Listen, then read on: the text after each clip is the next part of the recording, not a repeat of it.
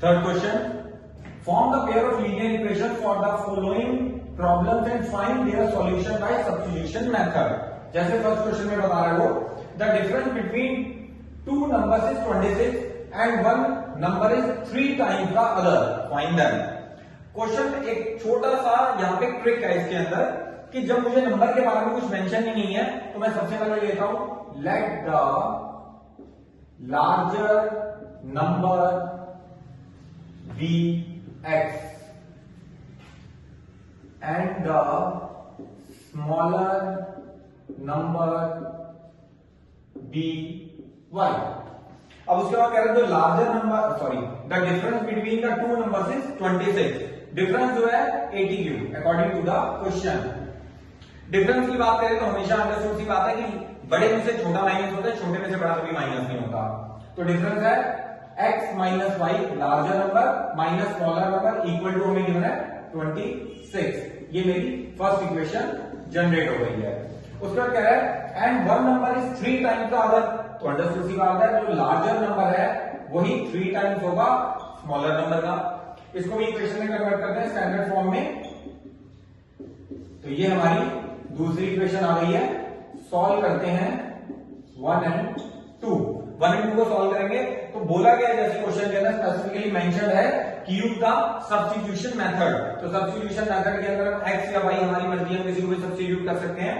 तो यहां से ले लेते हैं फ्रॉम 1 x की वैल्यू निकालते हैं x equal to 26 plus y. Put the value of x in equation number 2. इसको 3 मान लेते हैं. इक्वेशन नंबर 2 है, इसमें x की वैल्यू डालते हैं 26 plus y minus 3y equal to 0. Solve करते हैं x minus 2 equal to 0 minus 2y equal to minus 26 cancel. So the value of y is 13. तो y की वैल्यू आ गई 13 फ्रॉम 3 थर्ड नंबर में x equal to 26 plus 13 y की value डाल दी हमने 39. So the value of x is 39 and the value of y is 13. Question number 3 का second part. The larger of two supplementary angles exceeds the smaller by 18 degree. Find them. So let the larger angle be x degree. Smaller angle be y degree. 80 क्यूब. According to the question क्या कह रहा है जो larger angle है to supplementary angle. तो सबसे पहली बात ये होती है कि सप्लीमेंट्री एंगल का मतलब क्या होता है जिन दो एंगल का सम 180 डिग्री होता है. तो larger angle of to supplementary angle exceed the smaller by 18 degree. जो लार्जर एंगल है वो स्मॉलर एंगल से 18 ज्यादा है. तो इक्वेशन आ गई x minus Y equal to 18 degree. यानी कि ये हमारी फर्स्ट इक्वेशन बन गई. और जैसे हमें पता है कि सप्लीमेंट्री एंगल जो होते हैं उनका सम जो होता है वो होता है 180 degree. x plus Y is equal to 180 degree. दो इक्वेशन मिल गई है. हम सॉल्व करेंगे इसको फिर से सब्स्टिट्यूशन मेथड से. फ्रॉम 1 से मैंने x की वैल्यू ली, इट्स y प्लस 18 डिग्री. इसको मान लिया third. Put the value of x in equation 2. Equation 2 के अंदर हमने वैल्यू डाली x की y plus 18 degree plus y equal to 180 degree. It's 2y plus 18 degree. इसको सॉल्व कर देते हैं और y की वैल्यू निकालने जा रहे हैं 180 डिग्री माइनस 18 डिग्री.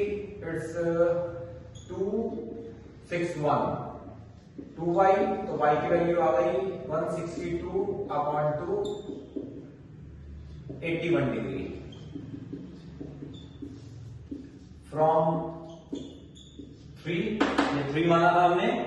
यहां y की वैल्यू डाल देते हैं 81 degree plus 18 degree. It's 99. So the value of x is 99 degree and the value of y is 81 degree. Third part. The coach of a cricket team buys 7 bats and 6 balls for rupees 3800. She buys 3 bats and 5 balls for rupees 1750 rupees. Find the cost of each bat and each ball. Let the cost of one, पहले bat की बात कर रहा है, bat be rupees X and the cost of one ball be rupees Y ATQ according to the question. Question क्या कह रहा था कि 7 बैट्स और 6 बॉल्स की कॉस्ट है 3800 रुपीज। ये हमारी फर्स्ट इक्वेशन है। ऐसे ही सेकंड बता रहा है वो बात कि थ्री बैट सॉरी आगे बता रहा है वो कि 3 बैट्स और 5 बॉल्स की कॉस्ट है 1750। तो इसको हमने सॉल्व किया फ्रॉम 1, फर्स्ट से हमने x की वैल्यू निकाली 3800 माइनस 6y, x की वैल्यू आ गई 3800 माइनस 6y अपॉन 7। इसको ले लिया हमने third, put the value of x in equation number 2। यहां वैल्यू डाली है 3x की वैल्यू थी 3800 minus 6y upon 7 plus 5y equal to 1750। अब हम क्या करेंगे, इसको ऐसे मल्टीप्लाई करेंगे। 3800 को हमने 3 से मल्टीप्लाई कर दिया 11400, फिर 3 से मल्टीप्लाई किया 18y upon 7 plus 5y equal to 1750।